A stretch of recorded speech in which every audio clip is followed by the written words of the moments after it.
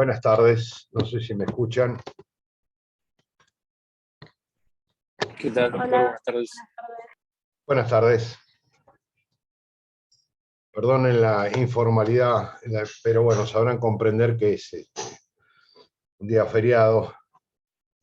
Y no me acordé el otro día que cuando estábamos hablando que íbamos a dar esta clase en día feriado. Pero bueno, ya que estamos, aprovechamos y de paso queda grabada por las dudas. A ver, un segundito, ¿eh?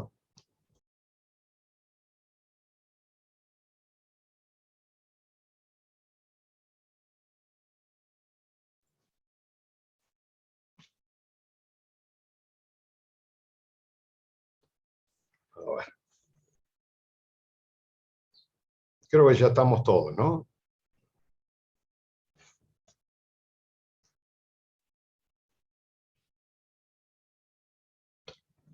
Por lo menos todos los que estaban la otra vez. Bueno, la idea era, conforme lo que habíamos dicho, terminar este título 7, por lo menos para tener una idea, la importancia de algunos delitos que surgían del capítulo 4, los delitos contra la salud pública, ¿no?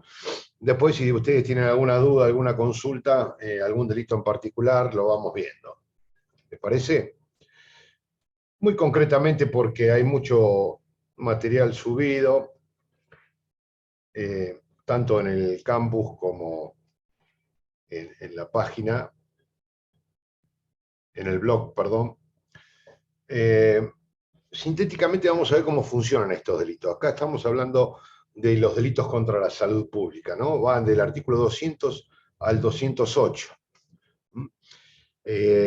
Digamos que los más trascendentes son los primeros, los que tienen que ver con el artículo 200, el envenenamiento o adulteración, así se llama, aparece en el nombre del capítulo, aunque no forma parte de este. Envenenar o adulterar aguas potables o alimentos o medicinas, si tienen el código a mano, ustedes verán que parece que formara parte del capítulo, pero en realidad no es así. Es solamente delitos contra la salud pública.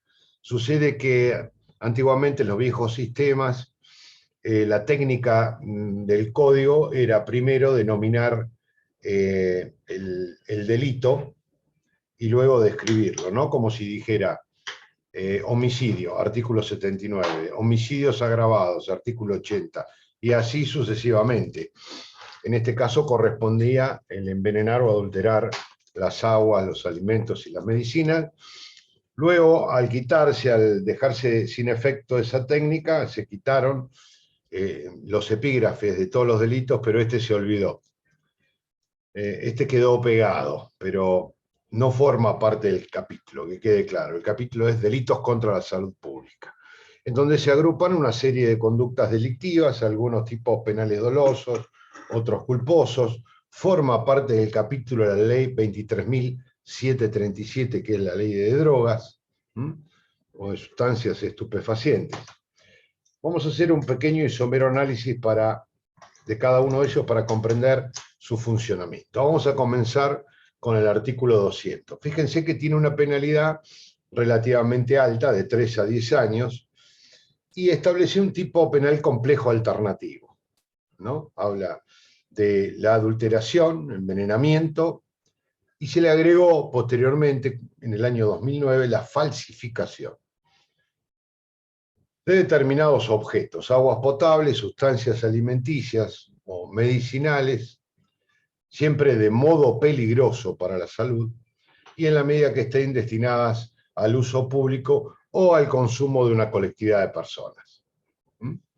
Por lo tanto, el delito consiste en envenenar, adulterar o falsificar de modo peligroso para la salud aguas potables, sustancias alimenticias o sustancias medicinales que estén destinados al uso público o a una colectividad de personas. Esto es importante para destacar porque es la diferencia que tenemos entre un hecho constitutivo de una ilicitud que pone en riesgo el bien jurídico tutelado salud pública y no la salud individual. Con lo cual rescatamos aquellos principios o pautas básicas de todo delito que se precie de tal dentro de este bien jurídico tutelado, seguridad pública o seguridad común, que debe tener como correlato necesario la existencia de un peligro común y de un sujeto pasivo indeterminado. ¿Sí? Esta es la diferencia que vamos a tener entre envenenar o adulterar el agua potable, que es de uso público o de una colectividad. Cuando se habla de colectividad está reducido a pequeñas colectividades, valga la redundancia, como por ejemplo las personas que usan este agua dentro de un establecimiento educativo, en un barco, en fin, en una sociedad determinada, en un lugar determinado, pero siempre con esa característica de indeterminación del sujeto pasivo, puesto que si enveneno el agua que va a ingerir mi vecino, no estoy cometiendo este delito, sino el del artículo 80, posiblemente el inciso segundo, ¿no? Esta es la diferencia entre un delito contra las personas y un delito contra la salud pública. La indeterminación del sujeto pasivo. Por otro lado, solo se conforma en esta primera parte con la puesta en peligro. Lo dice expresamente el texto, ¿no? De modo peligroso para la salud. Vale decir que el envenenamiento, la falsificación o la adulteración de esos objetos, que son agua, alimentos, medicina, debe ser peligrosa para la salud en términos genéricos. Está descartando cualquier adulteración que sea inocua. Si yo agrego sal al agua, a lo sumo podrá consistir en una maniobra de adulteración, pero eso no genera un riesgo para la salud. En definitiva, el envenenamiento ya de por sí, como consiste en el agregado de veneno, conlleva el riesgo determinante de esta disposición. Pero la adulteración requiere necesariamente, al igual que la falsificación, de la posibilidad de generar un peligro para la salud de las personas. Cualquiera de los verbos típicos, fíjense que es un tipo penal complejo alternativo, es un delito de peligro, como características principales. Como tal, el delito se va a configurar, queda consumado cuando la situación de peligro se produce. Podemos hablar de un peligro concreto, aun cuando algunos autores consideran que puede quedar satisfecho con el peligro abstracto, ¿no? Con la sola realización de la acción. Si nosotros interpretamos el tipo penal de conformidad con el bien jurídico tutelado, tendríamos que asegurar sin duda que se trata de un delito de peligro concreto, es decir, cuando se pone en riesgo efectivamente, de modo material, la salud de las personas en los términos de los que estamos hablando, ¿no? Como una colectividad genérica, con un sujeto pasivo indeterminado. Ese tipo penal complejo alternativo, cualquiera de las acciones, se aplica a cualquiera de los objetos. Vale decir que yo puedo envenenar aguas potables, como puedo envenenar alimentos, como puedo envenenar medicamentos. Lo mismo podría decirse respecto de la alteración, ¿no? Yo puedo alterar el agua potable cambiándole la composición, cambiándole la sustancia de modo que se convierta en peligrosa. Puedo alterar los alimentos, las sustancias alimenticias, generando el mismo riesgo. Y algo más difícil se presenta con la falsificación. Porque si la falsificación la aplico al agua potable, se va a hacer medio difícil decir que yo falsifico agua potable, ¿no? El agua no se puede falsificar, se adultera, se contamina, se envenena, pero es difícil hablar de falsificación. Lo mismo en el caso de los alimentos, ¿no? Es muy difícil falsificar una milanesa napolitana. No sé cómo haría para falsificar una milanesa napolitana o una chuleta de cerdo. ¿Qué pasó? La reforma tiene también un contenido histórico. En el año 2009 aparece en escena lo que se conoció acá en Argentina como la mafia de los medicamentos. Es decir, venta no autorizada de medicamentos que se fabricaban clandestinamente. El legislador consideró que nada mejor que retocar el Código Penal para comprender esta conducta. E incorporó la falsificación. Antes, en el artículo 200, solo existía el envenenamiento o adulteración como conductas típicas. Se le agrega en el 2009 la falsificación, pero estaba referida a medicamentos. Aún así, es muy difícil hablar de falsificación de medicamentos, ¿no? Es decir, de hecho, en las discusiones parlamentarias, hasta algunos legisladores confundieron la falsificación de los envases, no tanto del contenido, sino del continente donde iba el medicamento. Cuando eso es algo que está tutelado, protegido y sancionado por la ley de marcas, por la ley 22.362, artículo 31. Pero en fin, lo cierto es que la disposición quedó así, y en términos generales, si bien en la práctica seguramente no sucederá, cualquiera de las acciones puede recaer en cualquiera de los objetos tutelados por la ley. Bien, autor de este delito puede ser cualquiera, no hay un sujeto activo especialmente cualificado, y es perfectamente admisible la tentativa, si lo consideramos desde este punto de vista como un delito de peligro concreto, ¿no? Porque todo peligro concreto implica una transformación en el mundo exterior. Ya no se trata de una situación o de creencia, es decir, el temor de que suframos algún tipo de perjuicio, sino una situación objetiva de riesgo, en este caso para la salud de las personas. Cuando se produzca ese riesgo, podemos decir que el delito ha quedado perfectamente configurado. Bien, esto entonces la primera parte del artículo 200 tiene que ver con esto, con el envenenamiento, adulteración, de modo peligroso. Ojo, esto es importante, esto es lo que requiere el tipo penal, que esa transformación de la sustancia genere un riesgo para la salud de las personas, tomada desde el punto de vista colectivo, nunca individual. Esto es muy importante. Segundo término, como complementando esta disposición que venimos analizando, aparece el artículo 201. Y dice, las penas del artículo precedente, las penas, como si hubiera más de uno, posiblemente refiriéndose a la de prisión y a la de multa, pero después le aclaro por qué. Las penas del artículo precedente se aplicarán al que vendiere, pusiere en venta, suministrare, distribuyere o almacenare con fines de comercialización.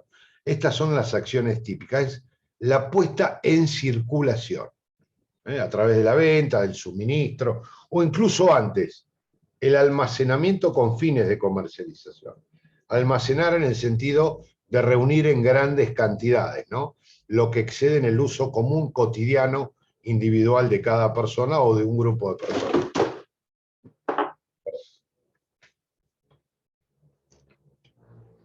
El sujeto activo entonces ya por el solo hecho de poner en venta, no necesita vender, no necesita la transferencia del material, del objeto hacia otra persona, por el solo hecho de poner a la venta o incluso antes de almacenar con fines de comercialización determinados objetos. ¿Cuáles son? Las aguas potables, sustancias alimenticias o medicinales, hasta aquí igual que lo anterior, o mercaderías, se le agregó también por la reforma del 2009.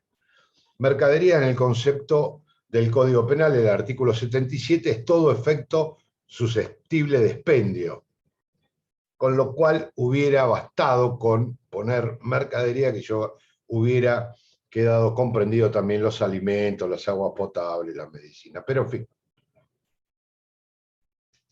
el tipo penal se construye, finaliza diciendo, no sé si todos tienen el código a mano, si no se los leo, se construye sobre la base de un elemento subjetivo del tipo, se construye fuertemente sobre esa base, porque hasta aquí, con lo que voy diciendo, ustedes me podrán decir, doctor, acá se está castigando al que vende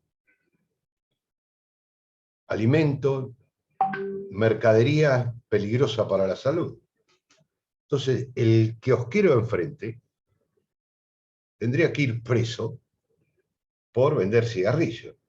El supermercado tendría que ir preso por vender azúcar o mercadería con contenido graso, que hacen mal a la salud, son peligrosos para la salud. Pero acá aparece ya terminó con esto, disimulando el carácter nocivo de esta mercadería. Este es el fuerte elemento subjetivo que caracteriza a este tipo penal. Lo ilícito no es vender mercadería peligrosa. Lo ilícito es disimular, esto es engañar acerca de la calidad de la misma. Vender como bueno aquello que es peligroso. Vender como inofensivo aquello que es peligroso. Pero no venderlo de por sí, sino realizar acciones materiales tendientes a engañar al consumidor en ese aspecto. Sí, perdón, no sé a quién interrumpí. No, nada, era referido a eso, pero un ejemplo de esto podría ser, por ejemplo, si una persona borrare la fecha de vencimiento o la cambiara, ¿entraría acá esa conducta? Habría que ver. Es muy interesante la pregunta porque hay que ver de qué material estamos hablando, si la fecha de vencimiento tiene que ver con la eficacia, en el caso de un medicamento, o con el efecto nocivo que puede provocar sobre las personas. Si yo le borro la fecha de vencimiento a una sustancia que fuera de esa fecha no provoca ningún tipo de consecuencia, entonces no estoy dentro de la comisión delictiva. Tendrían que ser productos que, vencido o fuera de la fecha de vencimiento, se convierten en peligrosos, porque no todas las mercaderías vencidas son peligrosas. A lo sumo pueden ser eventualmente ineficaces. Ahora, cuidado, también con los medicamentos sí puede suceder esto, porque vender algo que es ineficaz como que es bueno, también queda comprendido dentro del tipo penal. Y en ese caso podría ser a través de la fecha de vencimiento, cuando se transforma en nociva, es decir, en peligrosa la sustancia. Si consumir determinada mercadería fuera de la época de vencimiento, pasada la fecha de vencimiento, es peligrosa, entonces el disimulo, el borrado o el rótulo superpuesto sí pasa a ser configurativo de este delito. ¿Se entiende? Pero no en todos los casos. Hay que ver de qué mercadería estamos hablando. Sí, gracias. No. Bien.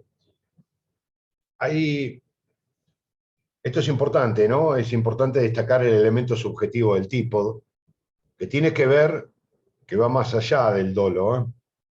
Esto es de carácter volitivo, acá habla de disimular, esto es un engaño, un artificio, una maniobra.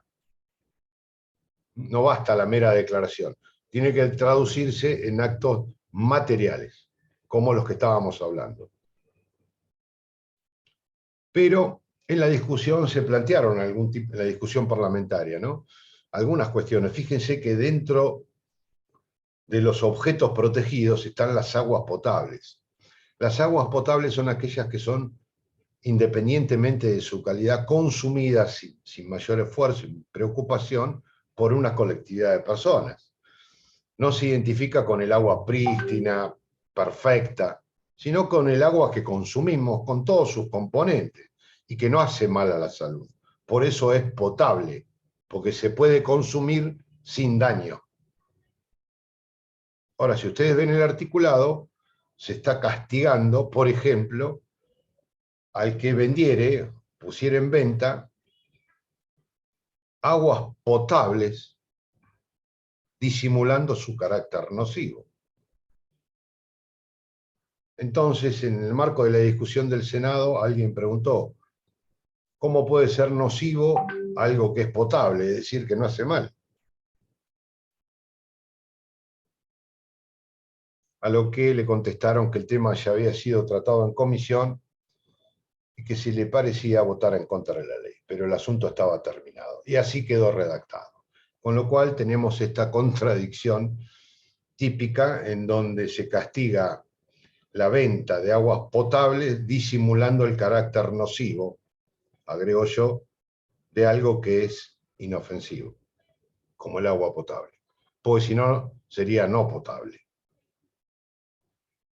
¿Se entiende? Pequeños errores de técnica legislativa, quizás nuevamente producto del apresuramiento a que nos tiene acostumbrado la historia legislativa, no un Congreso en particular, que pretenden a través de las modificaciones al Código Penal resolver conflictos sociales cuando no es la función, al menos primordial, del derecho penal, que siempre aparece con posterioridad al hecho consumado y nunca antes, ¿no? No tiene como función principal, al menos, prevenir la comisión delictiva, sino sancionar hechos o conductas ilícitas, pero a posterioridad de su comisión, no antes. Pero bueno, para que se entienda entonces, tenemos una figura que consiste en envenenar o adulterar a las aguas potables, los alimentos, el artículo 200, acá como si fuera una continuidad, aunque es un tipo autónomo, el que pone en venta no necesariamente los productos previamente adulterados o envenenados. Por eso digo, no es exactamente una continuidad del artículo anterior, como en otras legislaciones, como en la alemana o en la italiana, que llevan esta coherencia, ¿no? El que envenena o adultera, como si fuera un artículo, ¿no? Envenenar o adulterar, y luego el que pone en venta esos objetos previamente adulterados o envenenados. Acá no, esto es una forma, una figura independiente.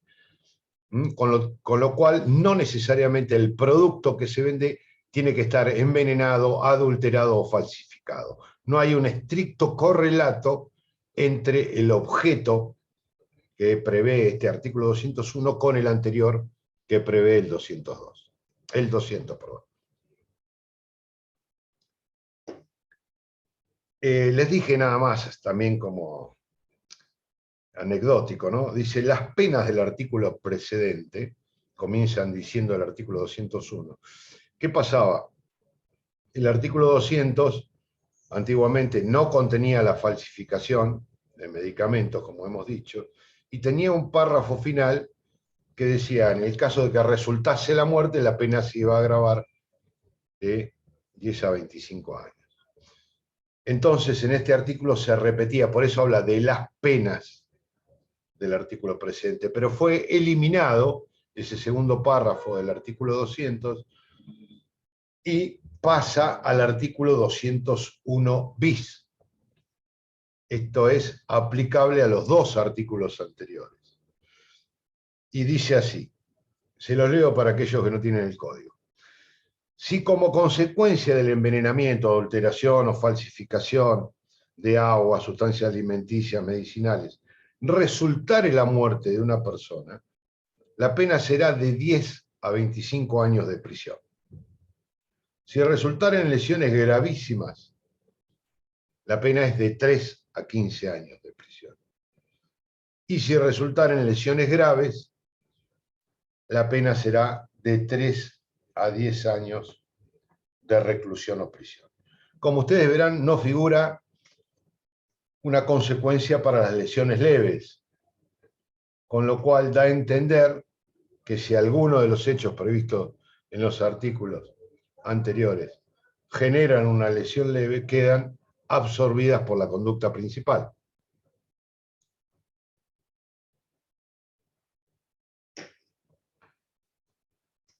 ¿Qué tenemos aquí? Nuevamente, algunos autores que van a decir, bueno, son las consecuencias preterintencionales de estos dos delitos, ya sea el de envenenar o adulterar o de poner en venta o vender mercadería peligrosa disimulando el carácter nocivo. Si como consecuencia resulta la muerte, la pena es de 10 a 25 años. Es por lo tanto delito preterintencional compuesto por dolo en la primera acción, dolo de envenenar, dolo de adulterar, dolo de poner en venta disimulando el carácter nocivo, más culpa en el resultado. Así son los delitos preterintencionales. Dolo en el inicio, culpa en el resultado, en este caso, en el primer supuesto, la muerte de alguien. Reitero lo que dijimos en el artículo 186, inciso quinto. Si esto fuera así, iría en contra del principio de culpabilidad, de proporcionalidad de las penas y la razonabilidad de los actos de gobierno. ¿Por qué el legislador argentino castigaría con semejante penalidad a una adulteración de aguas potables más dolosa, ¿no? Más un homicidio culposo con semejante penalidad? Si realmente fuera culposa la muerte, atribuida a título de culpa, lo que habría que hacer es desdoblar el hecho y aplicar el artículo 200 en concurso con el artículo 84, esto es, un envenenamiento o adulteración dolosa más un homicidio culposo, y reservar esta figura para aquellos supuestos en los que esta consecuencia es atribuida, pero a nivel típico, ¿no? Subjetivo, como dolo eventual. Vale decir que el autor, el sujeto que envenena o adultera las aguas potables, se representa la posibilidad de que muera alguna persona y consiente ese resultado. De este modo tendríamos un envenenamiento doloso más una muerte atribuida a título de dolo eventual. Y entonces la pena, de 10 a 25, que contiene el código, respetaría estos principios constitucionales a los que hacíamos referencia anteriormente. O sea, igual al análisis que hicimos en el artículo 186, inciso quinto. Les quiero hacer nuevamente aquí otra aclaración. Esto que les estoy diciendo no es una doctrina unánime. Por el contrario, los autores más conocidos refieren lacónicamente que se trata de consecuencias preterintencionales y que estas consecuencias son atribuidas a título de culpa. Con lo cual, si ustedes piensan de la misma manera, está muy bien en la medida que se apoyen en ellos. No vamos a discutir la autoría y la capacidad intelectual de los autores tradicionales, pero simplemente les muestro una visión diferente desde la óptica del derecho constitucional y un modo de integrar armónicamente estas disposiciones con la Constitución Nacional. Pero hago esa salvedad. No todos los autores opinan de la misma manera, no todos lo desarrollan de la misma manera.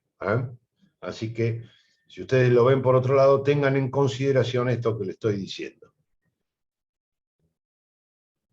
Bien, ¿alguna duda hasta aquí? Voy muy rápido, así que cualquier cosa me frenan, me consultan u opinan al respecto, no hay ningún inconveniente. Porque llega un artículo un poquito más complicado, el artículo 202. Muy sencillo, dice, será reprimido con reclusión o prisión de 3 a 15 años, eleva un poco la penalidad. En las figuras básicas de los anteriores, del artículo 200 y 201, la pena 3 a 10. En este caso es de 3 a 15. El que propagare una enfermedad peligrosa y contagiosa para las personas. Bien. Y acá entramos a discutir un poquitito más.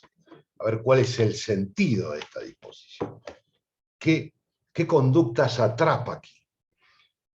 No hay ninguna duda que el núcleo de la tipicidad es el hecho de propagar, ¿no? Una enfermedad. Muy fácil, propagar una enfermedad. La enfermedad, no cualquier enfermedad. una que reúna las características de peligrosa y contagiosa a la vez. ¿Qué significa peligrosa? Que puede ocasionar la muerte o al menos dejar gravísimas secuelas, como dice Fontán Balestra, que genera un riesgo para la vida de alguien y además ser contagiosa, esto es transmisible de persona a persona. Por lo tanto, propagar un resfrío no sería delictivo, porque no es una enfermedad peligrosa, por más que pueda ser contagiosa. Tampoco tiene que ser una enfermedad venérea. Al respecto, ya vamos a ver qué dice nuestro sistema normativo. Lo importante es que reúna las dos características, peligrosa y contagiosa a la vez. Y hasta ahí estamos todos de acuerdo. Pero en lo que no se pone de acuerdo en la doctrina ni la jurisprudencia es que en qué consiste propagar una enfermedad y de qué tipo de delito estamos hablando. Ustedes se habrán cansado de escuchar que son delitos de peligro común estos. O sea, necesariamente deben generar un peligro común. En la mayoría de los casos, delito de peligro concreto y que hay un sujeto pasivo indeterminado. Entonces, no es lo mismo transmitir, contagiar una enfermedad que propagar. Propagar da la idea de multiplicidad, de diversidad, de conjunción, de muchos, de multiplicidad. ¿No es cierto? Propagar nos da esa idea, que no queda comprendido el contagio aislado y en forma individual. Es un poco lo que dice Núñez. Y Núñez dice, entonces, que estamos en presencia de un delito de peligro concreto. Nos dice, esto es un delito de peligro concreto que no hay que confundir con el contagio individual, sino con una transmisión cuando se genera el peligro por cualquier medio idóneo para que una enfermedad se propague, se disemine.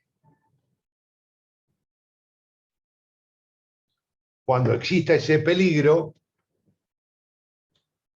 el delito quedará perfeccionado, pero solo y cuando aparezca ese peligro concreto. Muy bien. Eusebio Gómez le dice, mire, Núñez, usted está equivocado. Acá hablamos de propagar una enfermedad. Y si no hay nadie enfermo todavía, ¿cómo vamos a hablar de enfermedad?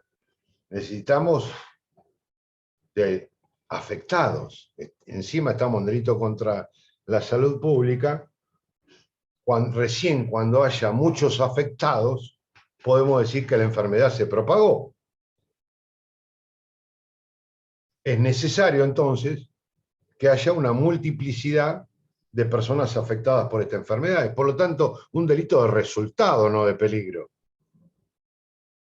que se va a configurar cuando sean muchos y de modo indeterminado los que se han visto afectados por ese padecimiento.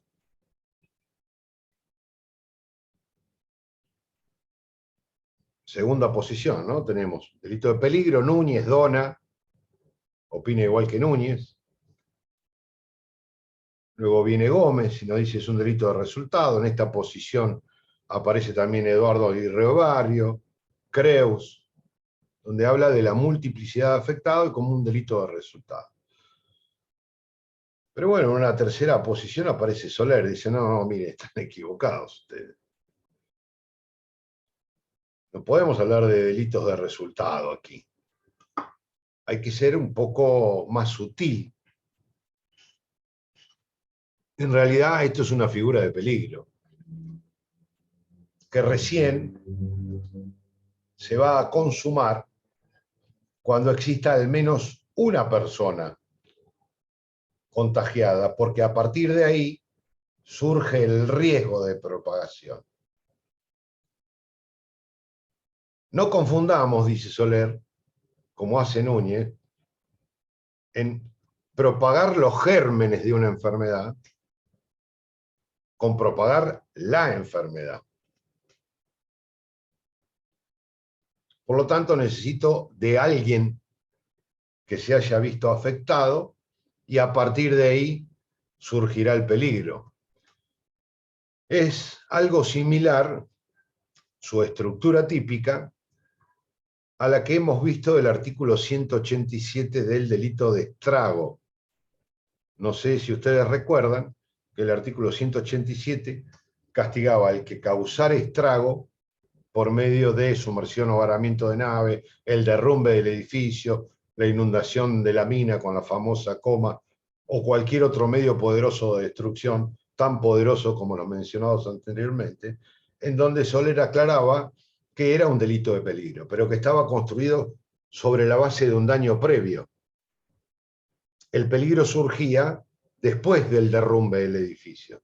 Lo que se castigaba no era atentar contra la propiedad del edificio, sino que el peligro que generaba que un edificio se derrumbara. Entonces, primero tengo el daño y luego el peligro que deriva de él. Soler dice, la estructura típica de este delito es igual. Primero tengo la enfermedad, daño, y a partir de ahí surge el peligro. Es, por lo tanto, un delito de peligro, pero construido sobre la base de un daño.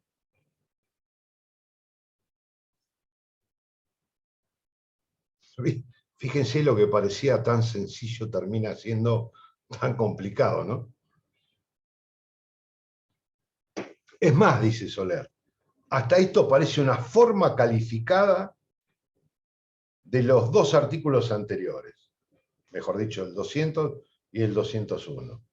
Como si la ley dijera, mire, el que envenena aguas potables o el que pone en venta mercadería peligrosa disimulando el carácter nocivo va a tener una pena de 3 a 10 años. Pero si eso implica que se propague una enfermedad, la pena es de 3 a 15. Es como si fuera una forma agravada, según Soler, de los dos artículos anteriores, para tratar de otorgarle lógica a esta disposición.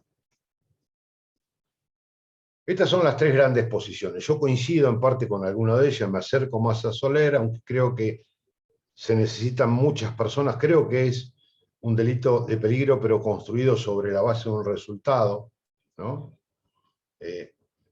¿Por qué? Por varias cosas que vienen a colación a lo que estamos hablando. Fundamentalmente por tres ítems. El primero de ellos es ver cuál es, cómo apareció en nuestro derecho positivo esta disposición. El capítulo cuarto, si bien estaba en el proyecto de 1891, que es la fuente de que se sirve la mayoría de nuestro código, aparece con el proyecto de 1906. Y luego, por inercia, siguen los restantes proyectos. Lo mantiene Rodolfo Moreno, ustedes saben, Rodolfo Moreno, proyecto de 1917, amplia intervención en la Comisión de Senado para la sanción del Código 1921, no solo lo mantiene, sino que lo justifica. Pero veamos, el proyecto de 1906 lo incorpora, a pesar de que la fuente que sirvió a nuestro legislador en 1891 era el Código Penal italiano de 1889, que no lo contenía. El Código italiano de 1889 tenía como si fuera el artículo 200, el 201, y luego las formas culposas que hoy tenemos en el artículo 203. Aparece de golpe, sin mayores explicaciones. Algunos señalan su parentesco con el artículo 271 del Código Uruguayo de la época, pero si vamos a esa disposición nos damos cuenta que el delito consistía en violar las disposiciones, decía el Código Uruguayo, adoptadas por las autoridades competentes para evitar la introducción o propagación de una epidemia. Muy similar a lo que dice nuestro artículo 205. Esto es violación de cuarentena o violación de medidas antiepidémicas, que vamos a ver rápidamente en el artículo 205. Es más, tenía una pena muy leve, con una pena máxima de 15 meses de prisión. Con lo cual no podríamos emparentar este artículo que estamos analizando con el Código Uruguayo. no se explica muy bien por qué se apartó de la fuente, que era el Código Italiano de 1889. Y como les decía, a punto tal, Rodolfo Moreno lo mantiene y dice que se trata de estos supuestos de aquellas situaciones como el caso de aquel que rompe un tubo de ensayo, permitiendo que el cultivo de gérmenes se disemine, o quien viola, estando internado en un lazareto o un nosocomio, viola la cuarentena y propaga la enfermedad, si ese fue el objetivo del autor. Y termina diciendo, o sabiéndose afectado de la enfermedad que padece, la contagia a otra persona por vía de acceso carnal. Esto es muy importante, porque le vuelvo a repetir, confunde la transmisión de enfermedad venérea, que luego va a tener su recepción en la ley 12331. No sé si ustedes tienen el Código Penal, seguramente hay un asterisco en el artículo 202 y una remisión al artículo 18 de la ley de profilaxis antivenérea 12.331, que castiga con las penas del artículo 2 al que, sabiéndose afectado, ¿lo tienen ahí a mano? Si no, se los leo. El que, sabiéndose afectado de una enfermedad venérea, la transmite a otra persona. Fíjense cómo se confunde todo esto, porque la transmisión de una enfermedad venérea, esto fue la ley de profilaxis antivenérea, la ley 12331, es del año 1935. En nuestro país se legisló de tal manera y se aplica la pena del artículo 202. A un supuesto individual, en el peor de los casos, la transmisión de una enfermedad venérea es a alguien en particular. No hay un riesgo para la salud pública. Es más, hay que ver exactamente qué clase de enfermedad venérea que pueda ser catalogada como peligrosa, ¿no? Que pueda generar la muerte en la actualidad, ¿no? Hay que ubicarse en el contexto circunstancial de tiempo de aquella época, en donde muchas enfermedades venéreas ocasionaban la muerte o un serio peligro de que ésta sucediera. Pero bueno, al margen de esto, no es el caso analizar acá este tipo penal, lo cierto es que Rodolfo Moreno confunde, entra en la confusión a la que había aludido el proyecto de 1906. ¿Por qué les decía yo que considero que es necesario un resultado previo? Primero, que esto no tiene justificativo alguno desde el punto de vista histórico, ¿no? Desde el punto de vista histórico de la generación de un tipo penal semejante. En segundo lugar, por la penalidad, que a veces fue utilizada, como por ejemplo por la Cámara Federal de San Martín, en el famoso caso del Río Reconquista, para decir que era un delito de peligro, porque si no, no tendría razón de ser las lesiones, la pena de las lesiones agravadas del artículo 92. El artículo 92, no sé si ustedes lo recordarán, es el que agrava las lesiones por la utilización de un medio idóneo para crear un peligro común. A la inversa, yo creo que todo lo contrario. Esto está diciendo que cuando se produce una enfermedad es porque se pasó del riesgo directamente a un resultado, y que por otra parte forma parte de una técnica legislativa propia de nuestro sistema cuando se tratan de proteger bienes jurídicos de carácter colectivo, en donde las penas son más altas y se va agravando según los resultados. Si no, basta con observar el artículo 190, propio de este título también, cuando se producen lesiones, con pena de 6 a 15 años. Es decir, nuestro Código Penal estructura estos delitos de carácter colectivo, supraindividual, como lo quieran llamar, en figuras de peligro. Y si se produce un resultado, la pena es más grave. Con lo cual, compararla con otras disposiciones del Código Penal no hace más que reforzar la idea de que acá se requiere un resultado. En segundo lugar, más allá de la pena, los conceptos que tenemos que utilizar tienen que ser del mismo modo para todos los aspectos. En el caso de la enfermedad, tanto el concepto médico como el jurídico nos llevan a esta conclusión. ¿Qué es una enfermedad? La enfermedad es la alteración fisiológica en el organismo de un ser humano vivo. No se puede hablar de enfermedad si no hay una persona enferma. La enfermedad como tal no tiene una entidad ontológica por sí misma. A lo sumo hay gérmenes patógenos que, incorporados a un organismo viviente, generan una enfermedad. Esto es el deterioro de su salud. No hay enfermedad sin enfermo. Por lo tanto, no podemos propagar una enfermedad si no hay alguien que se haya enfermado. Si alguien no se enferma, no podemos decir que ha existido una enfermedad. ¿Se entiende? Eso desde el punto de vista del concepto médico. Por otro lado, también tenemos un concepto jurídico. Cuando hablamos de lesiones, por ejemplo, causar un daño en el cuerpo o en la salud, provocar una enfermedad es generar un daño en el cuerpo o en la salud, ¿o no? Por lo tanto, si enfermedad es una lesión, no hay ninguna duda, en los términos del 89 y siguiente, no hay ninguna duda que enfermedad acá tiene que tener el mismo sentido, esto es, daño en el cuerpo o en la salud de otro.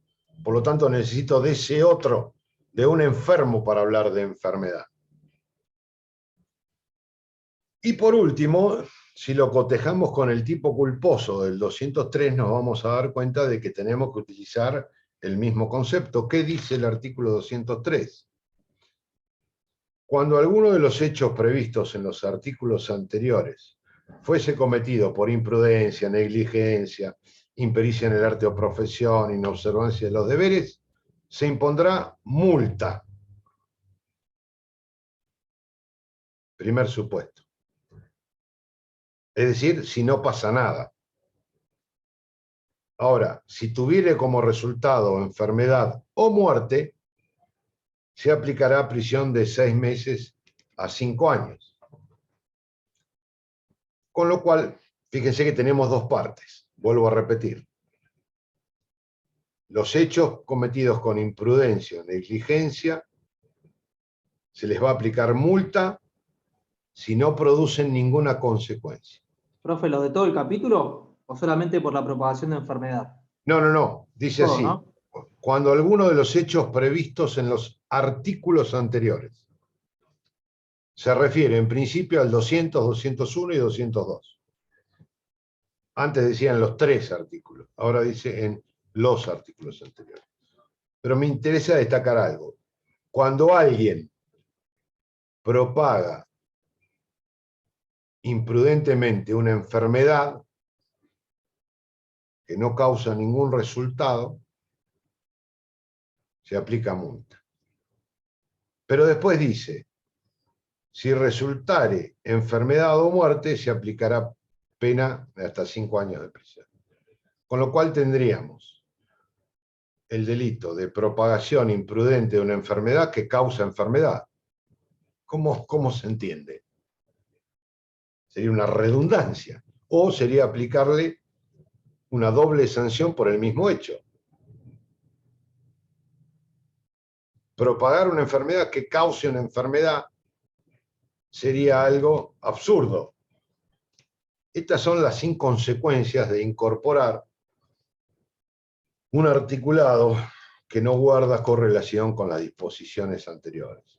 ¿Se entiende? ¿Cómo puede haber una propagación imprudente de una enfermedad que no cause enfermedad o una propagación imprudente de enfermedad agravada por haber causado enfermedad? ¿Qué quedamos? ¿Se dan cuenta? Por otro lado, como bien señalaba Mariana en su pregunta, ¿es aplicable a los artículos anteriores? En principio sí. Al 200, al 201 también. Entonces tendríamos el envenenamiento o adulteración de aguas, medicamentos, en forma imprudente o negligente, cosa que ha sucedido lamentablemente varias veces en nuestro país. la posibilidad de aplicar el poner en venta en forma imprudente o negligente del 201 y la propagación imprudente o negligente de una enfermedad. Muy bien. La pregunta es, ¿cómo se puede cometer el artículo 201 en forma imprudente? Yo les dije que estaba construido sobre la base de un fuerte elemento subjetivo, con lo cual todos los tipos imprudentes deben respetar las características del tipo doloso. Con lo cual tendríamos que decir que el que pone en venta, vende, almacena con fines de comercialización mercaderías, disimulando el carácter nocivo en forma imprudente. ¿Cómo se puede disimular imprudentemente algo? Es una contradicción en sí misma. No existe ontológicamente la disimulación imprudente, porque la disimulación implica un artificio, un engaño, y no se puede engañar imprudentemente a nadie. Esto fue destacado por la doctrina en general. Algunos consideran inaplicable la forma culposa del 203 al 201, con lo cual, respondiendo a tu pregunta, Mariano, te diría, en principio sí, salvo el 201, a pesar de que lo diga la ley, porque es claro, el artículo 203 dice, cuando alguno de los hechos previstos en los artículos anteriores, no elimina ninguno, no excluye a ninguno. Esto lo lleva a Soler a decir, bueno, pero como lo dice la ley, y él muy respetuoso de la ley, dice, en definitiva, lo que hace este artículo 203 es cambiar la estructura del tipo. Para él es aplicable también el 201, pero transformando la tipicidad. Esto es poner a la venta en forma imprudente mercadería que es peligrosa, sin las advertencias necesarias.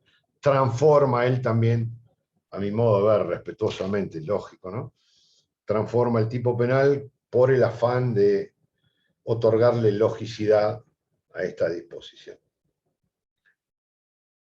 En fin, terminando con la propagación dolosa y el tipo culposo, no nos queda absolutamente nada claro. En otros países, como en Chile, son más puntuales y creo que más precisos.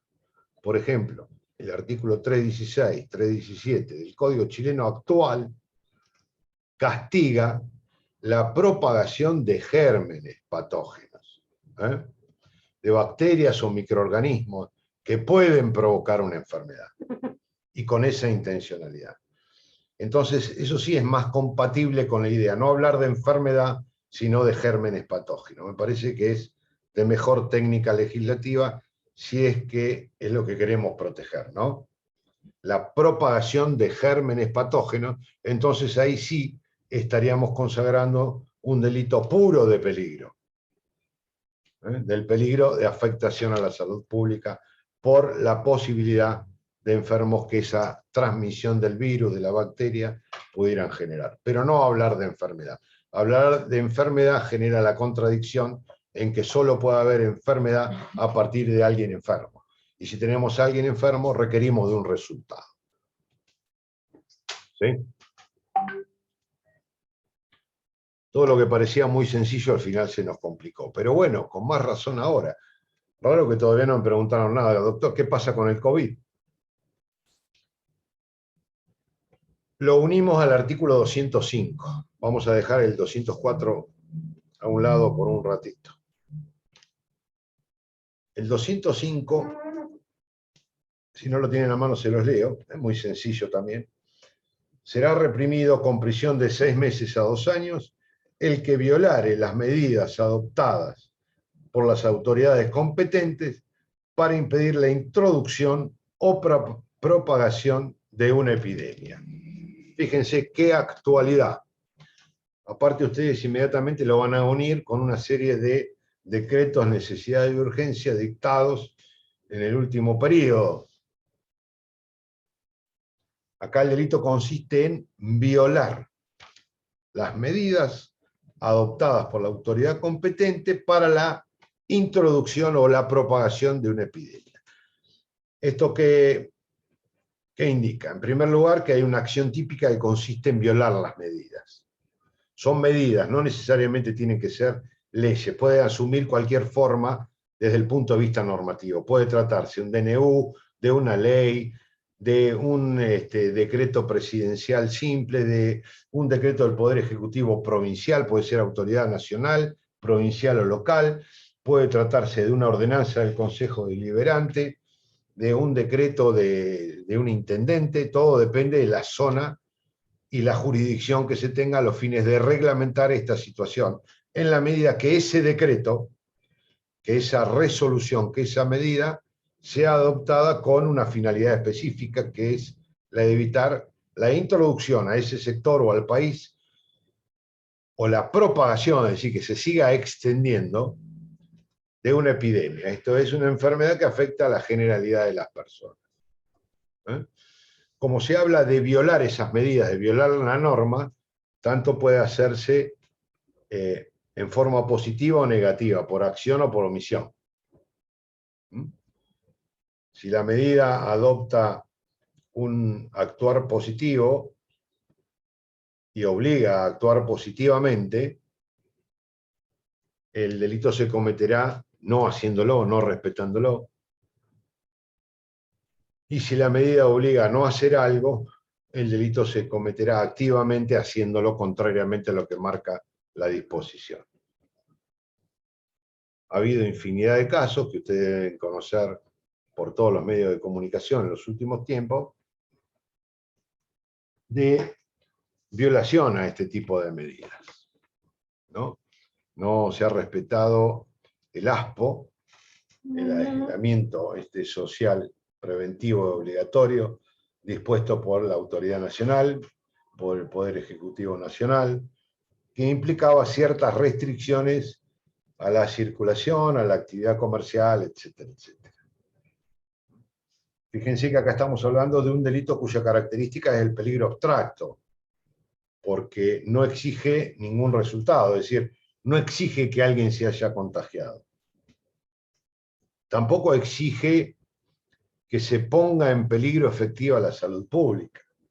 La ley presume que bajo estas circunstancias y estas condiciones, el no respeto por la decisión que tiene el objetivo de evitar la propagación de una epidemia, en la medida que se viole, no se acate, puede poner en riesgo el bien jurídico tutelado, que es algo mucho mayor y por lo tanto decide sancionarlo de esta manera. No hay ninguna duda que es un delito de peligro abstracto.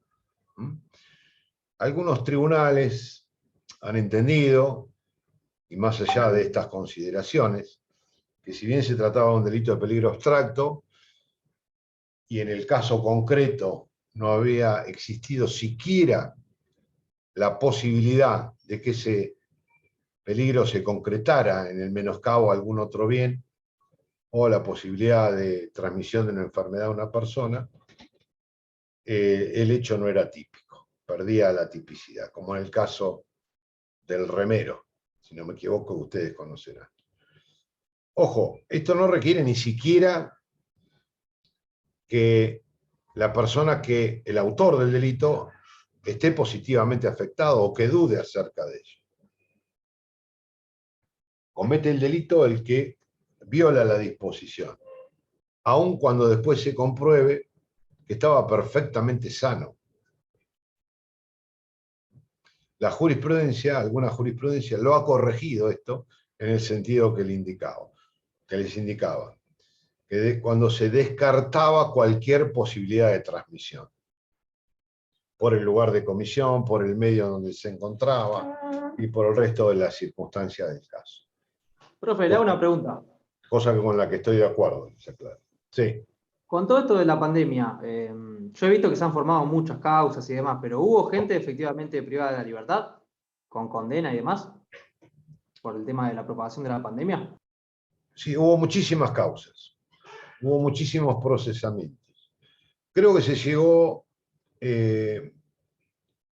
no, a condena no, la mayoría, por lo menos acá en la jurisdicción de Mar del Plata y alrededores, se llegó a una composición. El nuevo Código de Procedimientos Penales en materia federal, pues esto es un hecho de competencia federal, dado que se trataba de una disposición obligatoria contenida en un decreto de necesidad de urgencia del Poder Ejecutivo Nacional, con lo cual se estaba desoyendo a una autoridad nacional y por lo tanto eso es suficiente como para justificar la competencia federal, ¿no?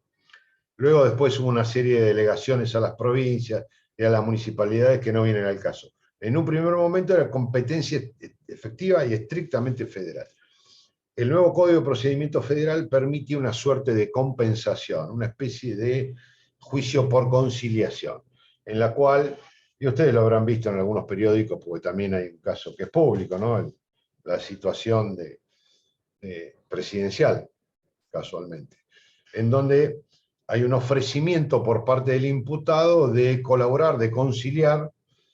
El fiscal, si está de acuerdo, en definitiva llegan a esa composición, que es la reparación del daño, una suma de dinero a título de donación para entidades sanitarias, para la investigación de la enfermedad, la reparación de hospital, etcétera, etcétera, y con eso se solucionaba la controversia judicial. ¿No? Nunca fueron elevadas, por lo menos en nuestra jurisdicción, al juicio verdaderamente dicho. Nuestro Código de Procedimientos tiene dos grandes etapas. La primera, el proceso penal está dividido en una primera etapa de investigación, a cargo del juez de primera instancia, un control de una cámara de apelaciones, y una segunda etapa de debate o juicio oral, donde hay ya una mayor participación de la defensa, ¿no? Un debate centrado entre fiscal acusador y la defensa, y la posibilidad de mayor ofrecimiento de pruebas. Uno es escrito, prácticamente escrito, y el otro es totalmente oralizado. En esas dos etapas se divide el proceso.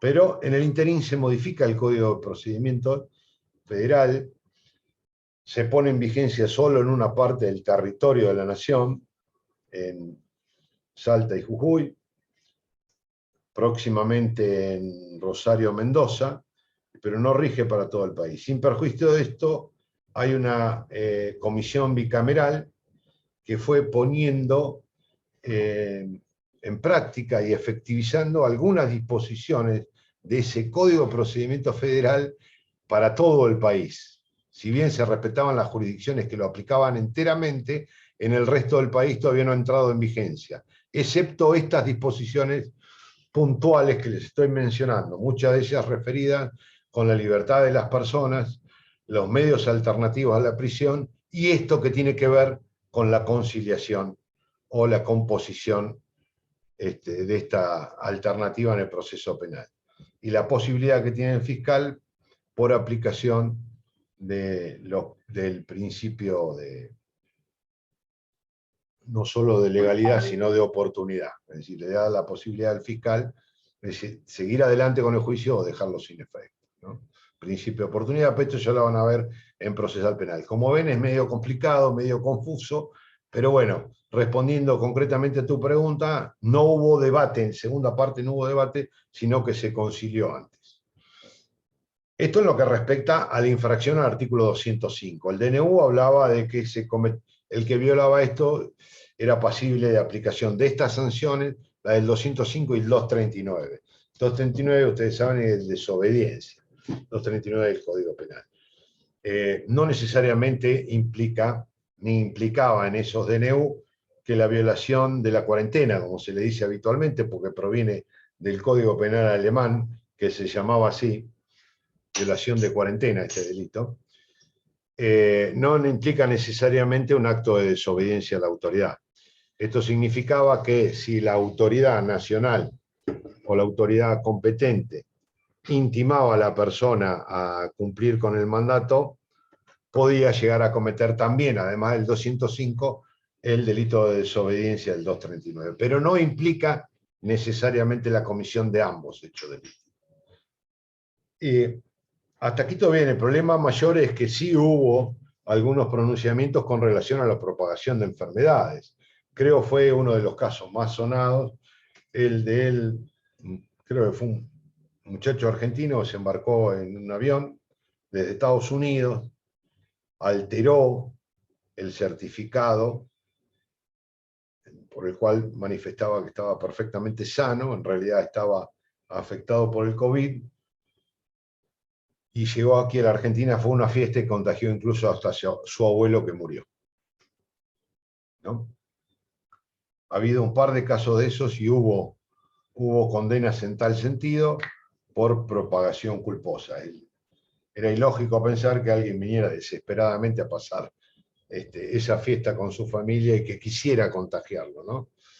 Si bien en el artículo 202 me olvidé decir que requiere tanto dolo directo como dolo eventual, es perfectamente compatible el dolo eventual con el artículo 202, lo cierto es que estaba más cercano a la modalidad culposa a la que hacíamos referencia en el artículo 203. Lo cierto es que han tomado una trascendencia enorme estas dos figuras, unidas con las anteriores que estábamos mencionando, lamentablemente, ¿no? Y lamentablemente creo que tampoco estábamos bien preparados desde un punto de vista normativo como para afrontar todas esas circunstancias. En fin, me estoy extendiendo demasiado. Ustedes pueden ver el resto por cualquier libro de textos.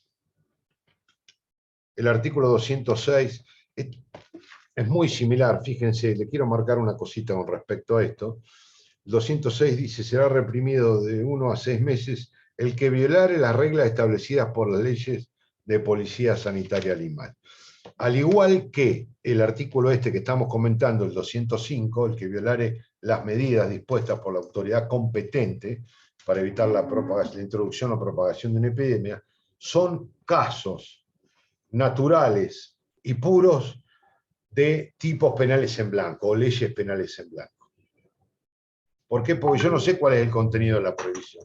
Acá tengo la pena nada más. Acá me dice el Código Penal, se va a aplicar tanta cantidad de pena al que viole lo que diga la ley, o al que viole lo que va a decir la norma respecto de la introducción o propagación de epidemia. La norma que va a dictar el Poder Ejecutivo, el Legislativo, etcétera, etcétera. Me hace una remisión el Código Penal al contenido de la prohibición, está en otra norma extrapenal. Ambos, artículos 205 y 206, son típicos casos de normas penales en blanco, estrictamente.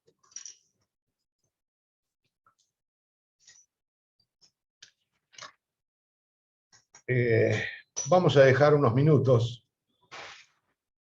Si ustedes tienen alguna duda en todo lo que estamos viendo, en lo que queda ver de los delitos contra la salud, algo relacionado con estupefacientes que también está subido, una lástima que no podamos debemos haber tenido tiempo para analizarlo, pero si ustedes tienen alguna inquietud, duda o pregunta acerca de esto que estamos viendo, de cualquier otro delito que tengan mayor dificultad o les presente algún tipo de complejidad, dejamos algunos minutos para que ustedes puedan hacer las consultas que les parezca pertinentes. Ya están muy bien preparados, los veo con mucha confianza, entonces. No tienen ninguna duda, yo sigo teniendo dudas. Hace 35 años que estoy en la cátedra y cada vez tengo más dudas. Se ve que ustedes están bien preparados, ¿eh? No, hablando en serio. ¿Alguna duda con la mecánica del parcial? Esto es lo que quería marcarles, cuidado. Vamos a tomar, ya le dije a los colaboradores que vamos a ser bastante contemplativos con la situación que han padecido, no, que hemos padecido todos. La falta de tiempo realmente es significativa.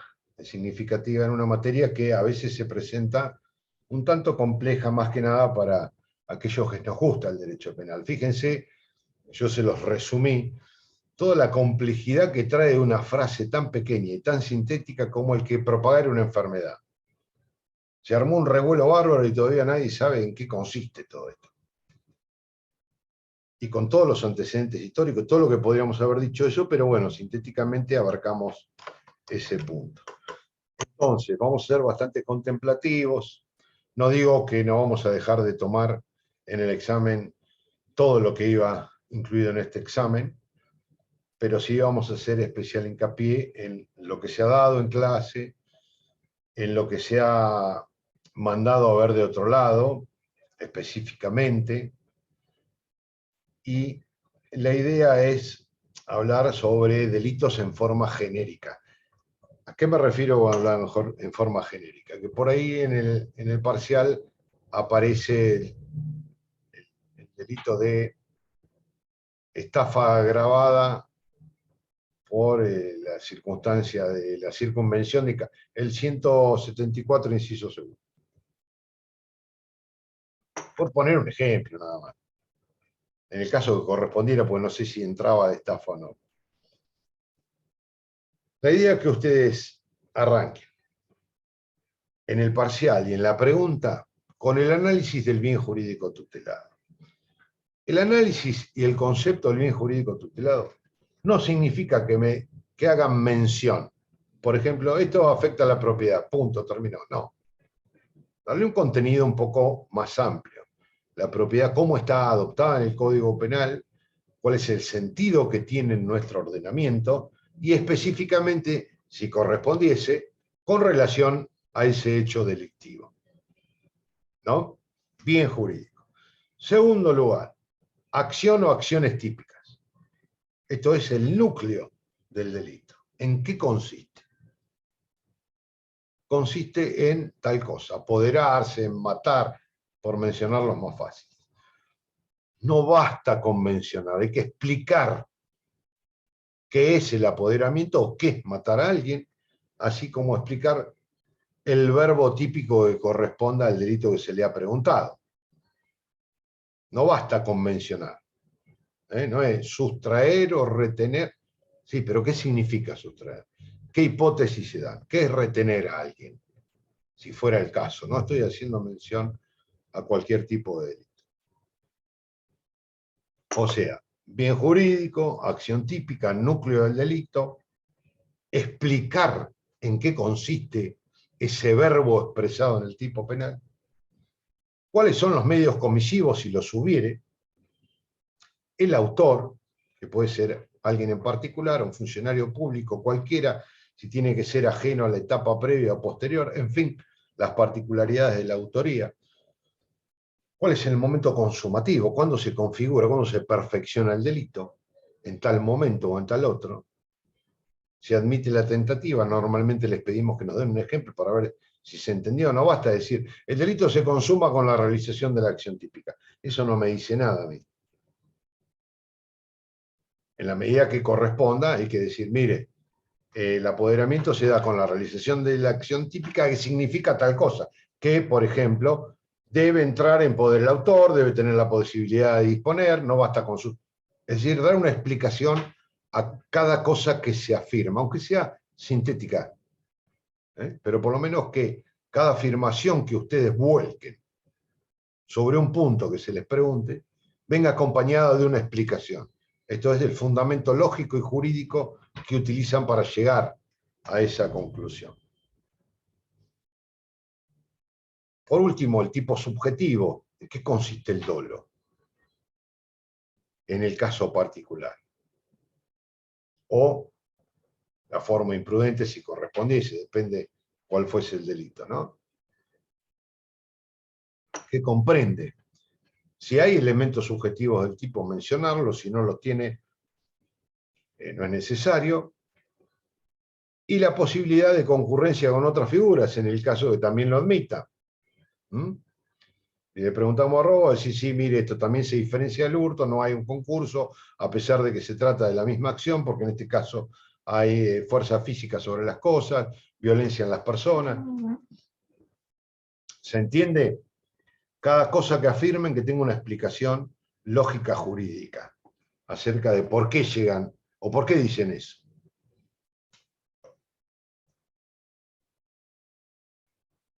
Bien. Perdón, doctor. Sí. El recuperatorio es el 9 de diciembre. Ya estamos pensando en el recuperatorio. Hay que ser Sí, más no optimista. llego. Al jueves no llego. De ninguna manera puedo llegar. Ni Qué lástima. siquiera sin dormir. Estos No, 3 no, no. días.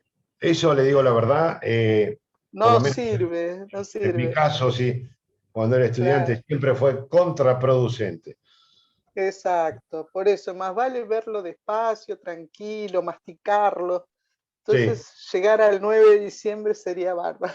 coincido plenamente. No tengo las fechas, pero creo que ustedes me habían mencionado algo así, el 9 de diciembre.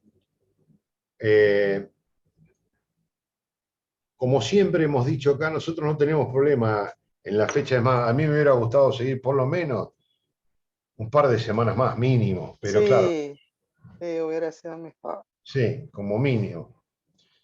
Pero lamentablemente no manejamos los tiempos desde acá, ¿no? Los tiempos no los ponemos nosotros, las fechas tampoco, las coordina la facultad con el centro de estudiantes y Claro, también en consideración a otras materias que se rinden habitualmente en forma conjunta con esta.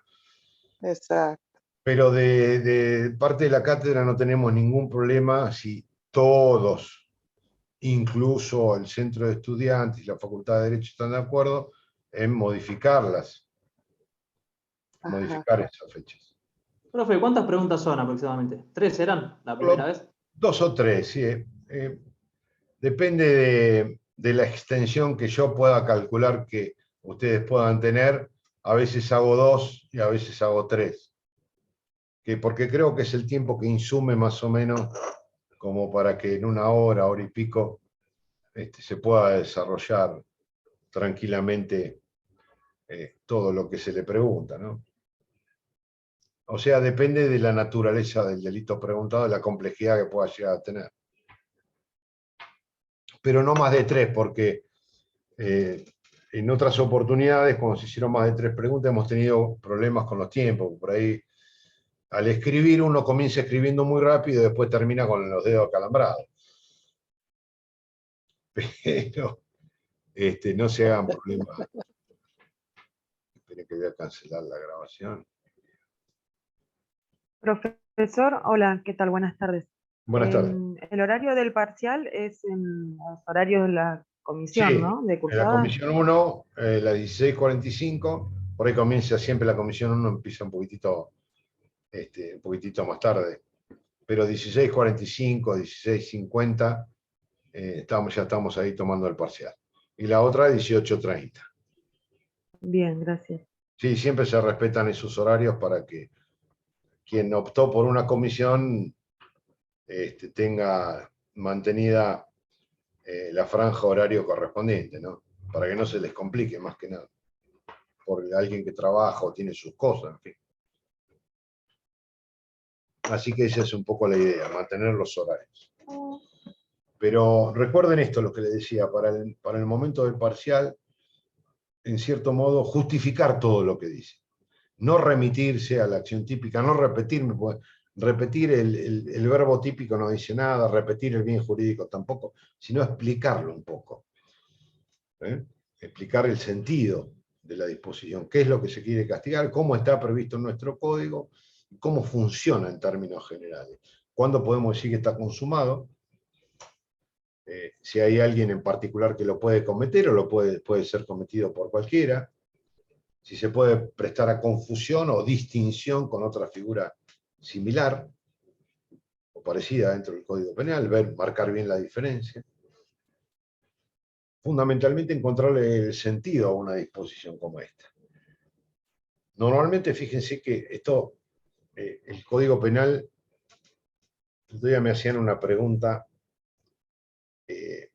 vinculada con una noticia, no sé si habrán visto, no sé si fue acá, yo vi el título nada más, que volcó un camión que tenía dólares y la gente corrió inmediatamente a hacerse de los dólares que estaban caídos. Lo mismo pasa No, con fue en California, doctor. California, claro. Me preguntaban si esto era un delito de hurto, ¿no? O si era un hecho atípico. Entonces, fíjense, más allá de todo esto, lo importante es tener bien claro cuál es el concepto que marca nuestro código y la coherencia que marca nuestro código. En el caso de los delitos contra la propiedad y fundamentalmente estos que están en juego. En el delito hay una sustracción, hay un apoderamiento, pero digo, la cosa, el patrimonio, el bien, está en poder del legítimo tenedor. Y el ladrón, el que la hurta, se la quita de la esfera de custodia y se apodera de ella. ¿Sí? Es decir, yo entro en su esfera de custodia, tomo una cosa y me la apodero.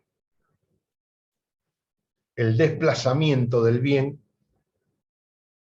es, digamos, producido por una acción exterior. Al igual que en el robo. Nada más que lo que caracteriza al robo es el empleo de la fuerza o de la violencia, ¿no? Entonces tenemos un capítulo hurto y un capítulo robo. También está el abigeato, porque cuando la cosa que sustraigo de determinada naturaleza es un semoviente, ganado en realidad, y está en determinadas condiciones, como en el establecimiento rural o en el momento de su traslado, forma parte de un abigeato. En la estafa, el desplazamiento del bien, objeto de tutela, no es por sustracción, no es porque el autor lo toma de él compulsivamente, como en el caso del robo, o no lo toma sustrayéndolo de su esfera de custodia. Acá la víctima me entrega el bien. El desplazamiento es voluntario, pero es una voluntad viciada por el error, producto del engaño, del artificio, del ardid al que fue sometido. Pero el bien se desplaza por voluntad propia de quien lo posee. En este caso que yo les comentaba, fíjense, el bien, el del camión estoy hablando, de los dólares, el bien ya dejó de estar en la esfera de custodia de su titular. Se le había caído, se había desprendido de ese bien, o por lo menos, no voluntariamente, pero por cualquier situación, se desprendió del bien. Y lo que hace el autor o estos autores es apoderarse de una cosa que ya no está en la tenencia de alguien. Se están, en este caso, apropiando indebidamente de algo que tenía alguien y el desplazamiento se originó a consecuencia de un hecho de esta naturaleza. Por lo tanto, nunca puede ser hurto. Está, a mi juicio, ¿no?, de un supuesto equivalente al de apropiación de cosa perdida, en donde el titular sigue teniendo la voluntad de poseerla, no es que se desprendió y es una cosa abandonada. El titular del bien sigue teniendo la voluntad de tener esa cosa en su poder. Nada más que la ha perdido, entre comillas, porque ha salido de la esfera de custodia. Ya salió de la esfera de custodia de su titular. Quien se apodera de ello está cometiendo una estafa bajo la modalidad de estafa atenuada por apropiación de cosa perdida. ¿Se entiende?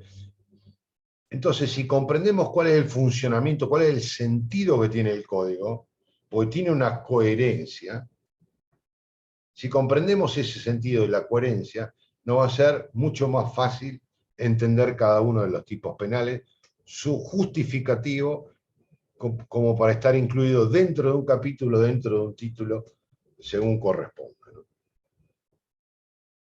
Entonces, esto es lo que hay que lograr, el sentido general del código, más que la disposición puntual.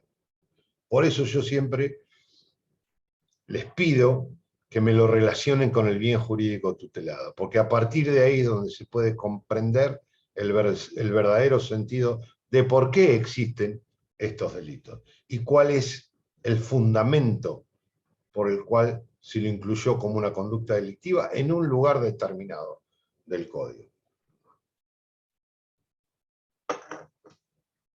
¿Sí? Bueno, Ya no fuimos demasiado tiempo, igual hoy no creo que tengan problemas en la facultad. Así que si tienen alguna duda, alguna pregunta. ¿No? Bueno, entonces nos veremos el jueves. No sé si voy a estar yo presente justo el jueves porque tengo otras cosas en el mismo horario. Pero bueno, caso contrario que no los vea, mucha suerte para todos. Aunque como decía algún profesor, no hay que tener suerte en los exámenes, hay que estudiar. Espero igual que tengan suerte. Profe, ¿le puedo consultar algo? doctor. Sí, yo cuando estaba en la despedida ya. Perdón. De lo de estafa que estaba explicando recién, ¿qué artículos mencionó? Porque la comisión 2 no vimos el 172 en la primera parte y después no vimos más nada. No, estaba haciendo referencia al 175, inciso primero, las estafas atenuadas. En este caso puntual, no es que iba a preguntarse eso. El 175.1, que es una estafa atenuada de la apropiación de cosa perdida, que se vio cuando se trató el hurto de las cosas, muebles abandonadas o perdidas. Indirectamente se trató a diferencia del inciso segundo, en donde el autor es alguien que entra en la tenencia de la cosa, pero a consecuencia de un error o caso fortuito del titular. Esto es lo que diferencia el inciso primero del segundo. Y cómo está ubicado el sujeto con relación a la esfera de custodia del bien. Pero era un supuesto que puse de ejemplo para entender cuál era el sentido que le daba el código, ¿no? Para distinguir más que nada el hurto de una estafa atenuada. Genial, gracias. Es que justo se me había cortado y no había entendido bien qué había dicho. No, teniendo en consideración en ese caso el estado y el desplazamiento del bien, cómo se produce en los delitos contra el patrimonio, el desplazamiento del bien es no querido en el caso de hurto, forzado en el caso del robo, específico en el caso del abigeato, por entrega voluntaria de su titular en el caso de las estafas, por pertenecer a la masa de acreedores en el caso de las quiebras de otros deudores punibles, por lograr su destrucción en el capítulo de daños, en donde ya no hay desplazamiento del bien, sino destrucción del mismo. O sea, todo tiene una coherencia y una lógica. ¿Sí? Esto es lo que estaba refiriendo, y a partir de ahí nosotros podemos por lo menos ubicarnos en una u otra forma delictiva, si estamos en presencia de un hurto, una estafa o de un delito contra el patrimonio colectivo de los acreedores. Para saber si, de acuerdo a las características de cada tipo penal, qué es lo que se quiere proteger, de acuerdo a cómo se produce el desplazamiento del bien y al estado en que se encuentra y cómo queda. Era un poco que quería señalar las diferencias, porque todo es coherente dentro del Código Penal, más allá de algunos errores que, a mi juicio, se han cometido con las diferentes reformas legislativas, mantiene en líneas generales una estructura coherente y armónica. Lamentablemente cada vez menos, porque a medida que se reforma esporádicamente el Código Penal, se rompe con todo esto. Se rompe y cuesta mucho justificarlo. Pero era simplemente ejemplificativo. No es que fuéramos a preguntar eso, ni mucho menos, ¿no? Todavía no lo tenemos preparado, así que no se hagan problema. Bueno, doctor, muchísimas gracias. ¿Estamos bien entonces? Bueno, genial. Gracias por todo, profe. Nos vemos. Hasta luego. Que tengan suerte el jueves. No sé si no nos vemos. Gracias. O el 9. O el 9, sí. Hasta luego, hasta luego. Chao, gracias. Por nada.